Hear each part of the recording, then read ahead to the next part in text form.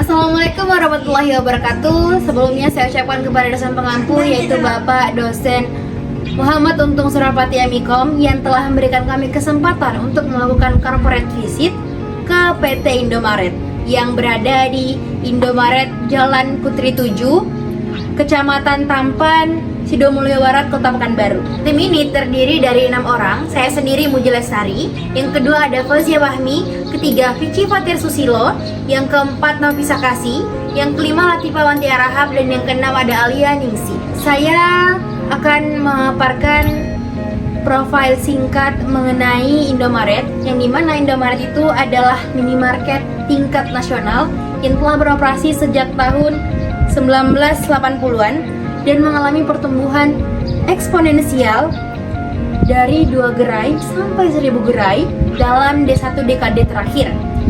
Setelah melakukan pola kemitraan waralaba pada tahun 1997, di mana keberhasilan ini disokong oleh tim yang solid. Ada struktur tim yang dimana adanya kepala toko, adanya pramuniaga, dan juga adanya kasir.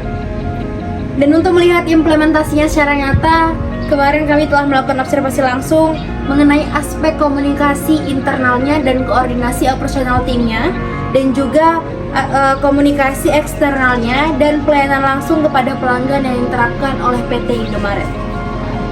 Selanjutnya, saya akan menjelaskan landasan teori singkat.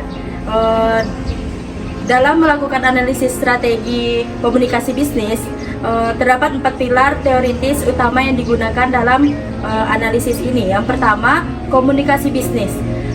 Secara mendasar, praktik menyampaikan pesan di dalam lingkungan bisnis dianalisis menggunakan model komunikasi Laswell. Model ini membedakan proses komunikasi ke dalam 5 elemen yang saling memengaruhi. Yang pertama itu ada komunikator.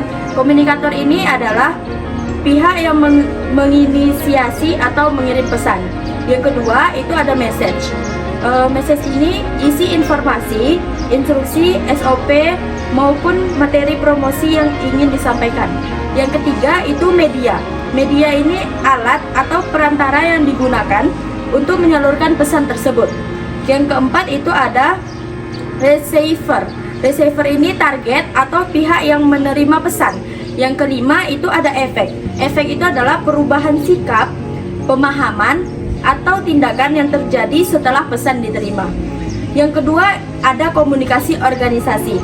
Untuk memahami bagaimana informasi mengalir di dalam struktur kerja gerai, digunakan teori komunikasi organisasi yang terbagi ke dalam 2 dimensi. Yang pertama itu ada dimensi vertikal.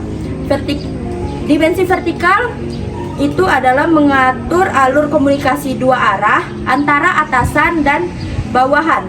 Dalam konteks operasional, dimensi ini terlihat pada instruktur atau pengawasan dari atasan area ke kepala toko hingga ke karyawan. Yang kedua itu dimensi horizontal. Dimensi horizontal itu mengatur alur komunikasi yang sejajar antara karyawan. Dimensi ini berfokus pada koordinasi kerja sama tim dan pembagian tugas antar sesama staf yang berada di tingkat operasional yang sama. Yang ketiga itu ada public relation. Merujuk pada pemikiran Catlip, Center, dan Brom. Public relation dipandang sebagai sebuah fungsi manajemen yang krusial. Teori ini menekankan bahwa keberhasilan sesuatu perusahaan sangat bergantung pada kemampuan dalam membangun dan mempertahankan hubungan yang baik, saling pengertian, serta saling menguntungkan antara organisasi dengan berbagai publiknya. Baik internal itu seperti karyawan maupun eksternal seperti pelanggan. Yang keempat itu ada penanganan keluhan. Sebagai bisnis yang bergerak di sektor pelayanan retail, perusahaan membutuhkan acuan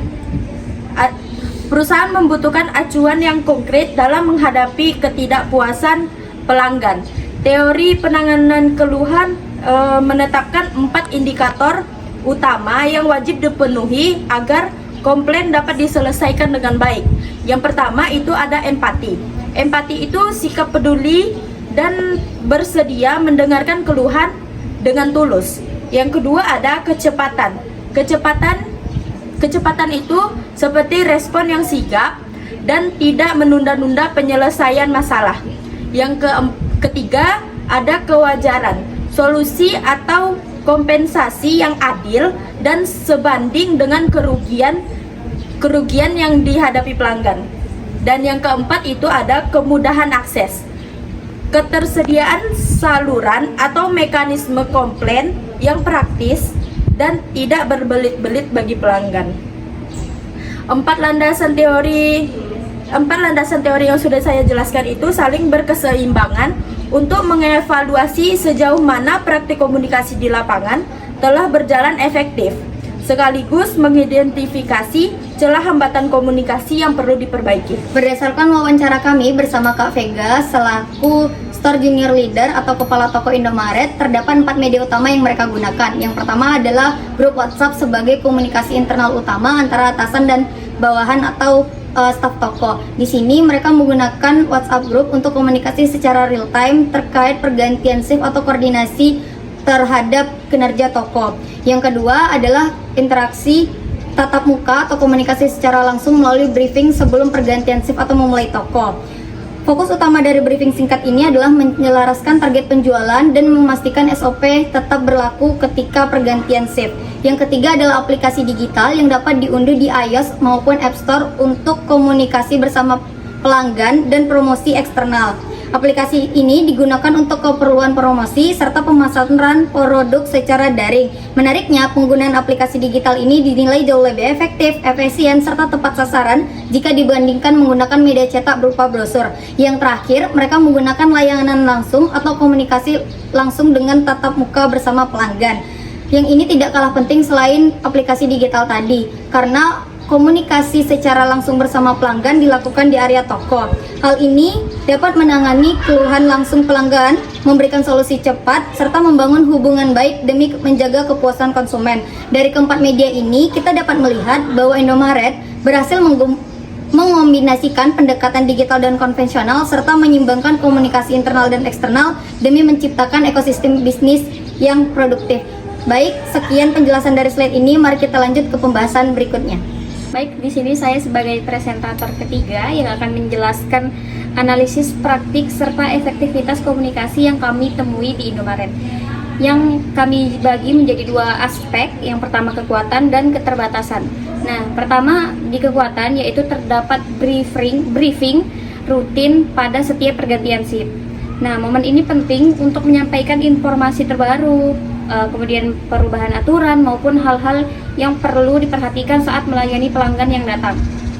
Kemudian yang kedua ada SOP dan budaya, yaitu 9 kosakata. Nah, layanan ini sudah sangat jelas dan terstruktur. Nah, di mana seluruh staf ini memahami standar ucapan dan sikap yang harus diterapkan, sehingga layanan yang diberikan pun cenderung seragam dan sangat ramah. Ketiga, ada penggunaan grup WhatsApp yang berjalan sangat efektif. Nah, di mana informasi yang disampaikan dengan cepat dan menjangkau seluruh anggota tim. Bahkan untuk hal yang mendesak pun bisa langsung tersampaikan oleh anggota tim yang lain. Yang terakhir ada kerjasama tim yang terjalin sudah solid.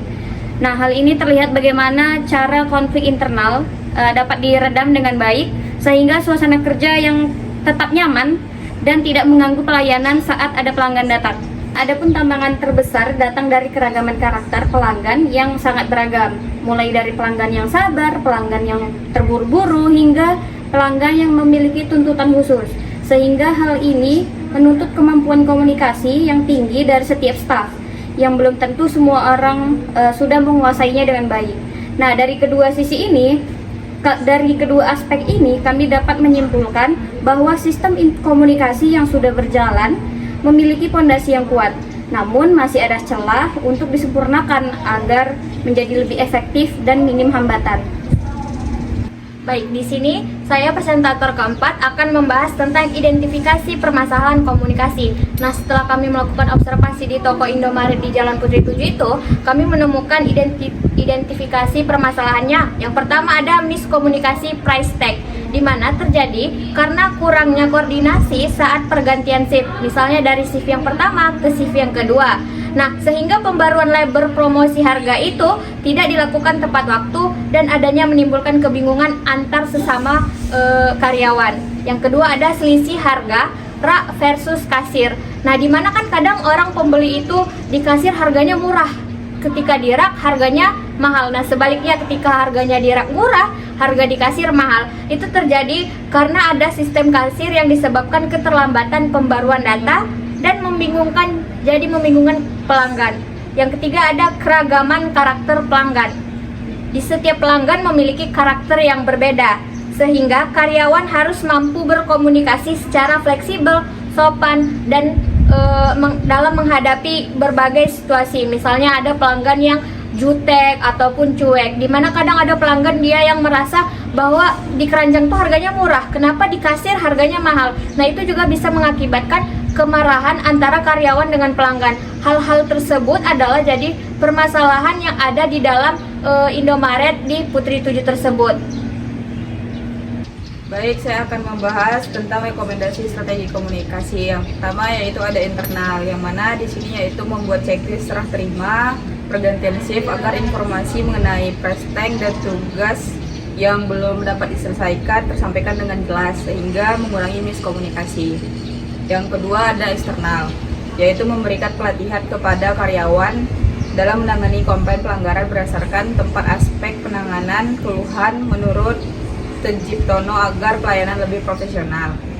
Yang ketiga itu ada media, yang mana sinkronisasi data agar secara real time antara sistem kasir dan label harga untuk menghindari perbedaan harga.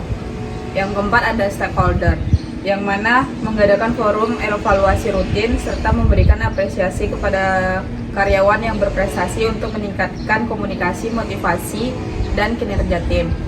Yang kelima ada digital, yang mana memanfaatkan aplikasi dan media sosial untuk memperluas penyebaran informasi promosi sehingga pelanggan memperoleh informasi yang akurat dan terbaru.